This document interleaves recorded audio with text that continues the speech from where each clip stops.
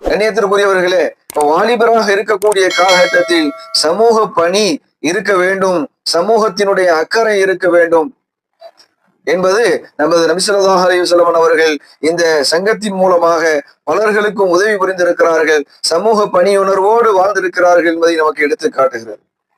நபிகள் நாயகம் ஸல்லல்லாஹு அலைஹி வஸல்லம் அவர்கள் நபித்துவம் கிடைத்ததற்கு பிறகு சொல்லுவார்கள், அந்த ஹெல்ப்ஃபுல் ஃபுதூல் என்று சொல்லக்கூடிய அந்த சங்கத்திலே இணைந்தது, பணியாற்றியது, எனக்கு அழைப்பு விடுக்கப்பட்டது, எனக்கு மிகப்பெரிய ஒரு சந்தோஷத்தை ஏற்படுத்துகிறது.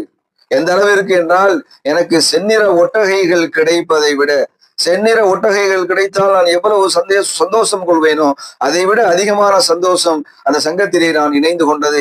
இப்பொழுது யாராவது இப்படிப்பட்ட உடன்படிக்கைக்கு எனக்கு அழைப்பு விடுத்தார்கள் என்று சொன்னால் அந்த உடன்படிக்கையிலே நான் சென்று கலந்து கொள்வேன் என்று நபிகள் நாயகம் ஸல்லல்லாஹு அலைஹி வஸல்லம் அவர்கள் சொல்லி இருக்கிறார்கள் என்று சொன்னால், எந்த அளவிற்கு இந்த சிறிய வயதிலே, வாலிப வயதிலே சமூக அக்கறை உள்ளவர்களாக இருக்க வேண்டும் என்பதை நாம் புரிந்து கொள்ள வேண்டும்.